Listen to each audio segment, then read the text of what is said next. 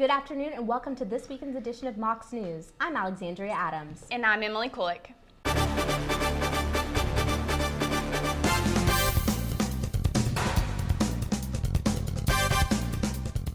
Students may not have to live in the choo-choo in the future due to SGA collaborating with Riverside Development to build new housing. The new apartment complex will be located behind Champies and in between University Street. The layout of the apartments looks similar to those on South Campus and range between $400 to $500. Students can rent the bed spaces and there will be a prorated amount for utilities.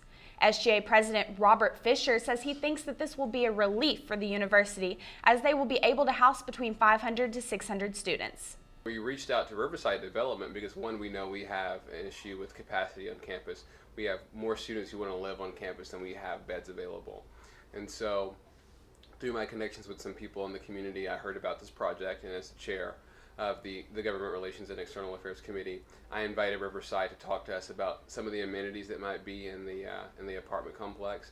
And it gave us a chance to have a dialogue about, how many beds they think they're going to have, what type of activities they might plan in terms of getting students to want to live on Riverside, but I think live at the Riverside Development. But I think the more important reason why we're getting involved in this discussion is that there's a lot of great discussion in the Chattanooga community about really revitalizing MLK. Fisher also mentioned that there will be a new residence hall coming to campus, which will also be able to house 500 students. Right now, the university is deciding between two locations for the residence hall and determining whether or not they need that many spaces for the students. That's one of the reasons why our committee and SGA really wanted to engage them in a dialogue about what will the space look like, what is going to be the size, what are the price points, what are the amenities you're going to provide for students. I mean, we talked about, are you going to have study lounges in the building, because students need that, and if students are going to live there predominantly, those are spaces you want to have, but also spaces that provide impromptu engagement activities.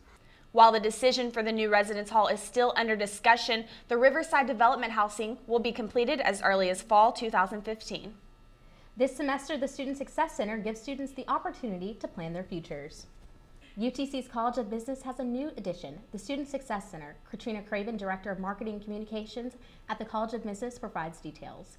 The College of Business here at UTC has established a Student Success Center within the college with the idea of bringing all those services that students use under one roof in the College of Business, with the idea of helping students get the academics that they need, but also to give them a way to get that business world experience.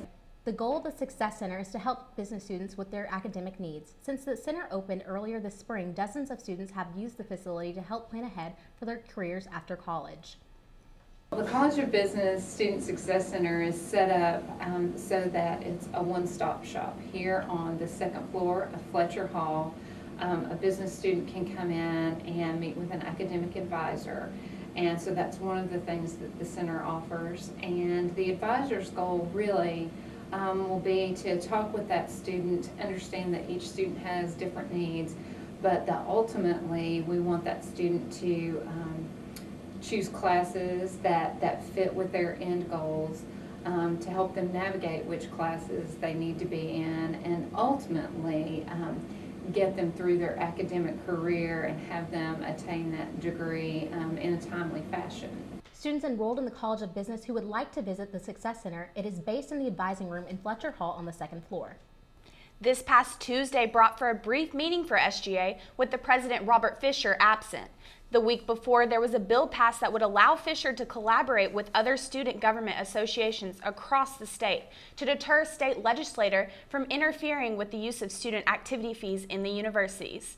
This led to his absence this week, prompting him to notify the Senate that 4 schools are on board so far: MTSU, ETSU, Austin Peay, and the University of Memphis. SGA also heard from guest speaker Janet Spraker, Director of Engineering, proposing a change in pace for the university. Spraker introduced a capital outlay project that would include the renovation of certain buildings on campus, including the Lupton Library and Frist Hall. A tentative fee for tuition may be in the works to accomplish this goal. With the short meeting came a short list of bills, and this is what was passed this week. the recognition of TEDx UTC Club as a student organization, and money allocations for 3 events, including Gentle Women and Feel Good Naked. UTC's Campus Activities Board held a 30-minute concert in the UC this Wednesday. The band featured in this concert was Icarus Account. Students in the UC had a chance to interact with the singers and get pictures taken with them. This event was a follow-up from a concert held in January, in which Andy Davis performed.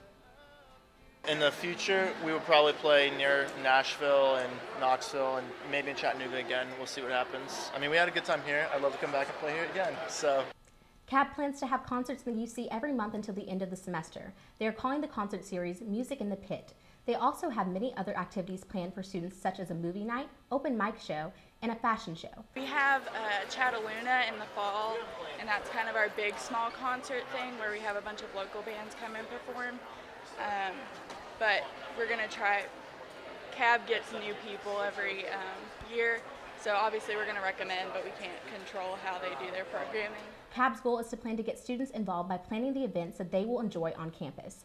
If you would like to stay updated on CAB's upcoming events, visit their Twitter at twitter.com/UTCCAB. That does it for this weekend's edition of Mocs News. Thank you for joining us, and be sure to check out our videos uploaded throughout the week to YouTube. We are on the UTC TV channel, Housing Channel 2.3, and Comcast Cable 3. So tune in and have a great weekend from all of us here at Mocs News.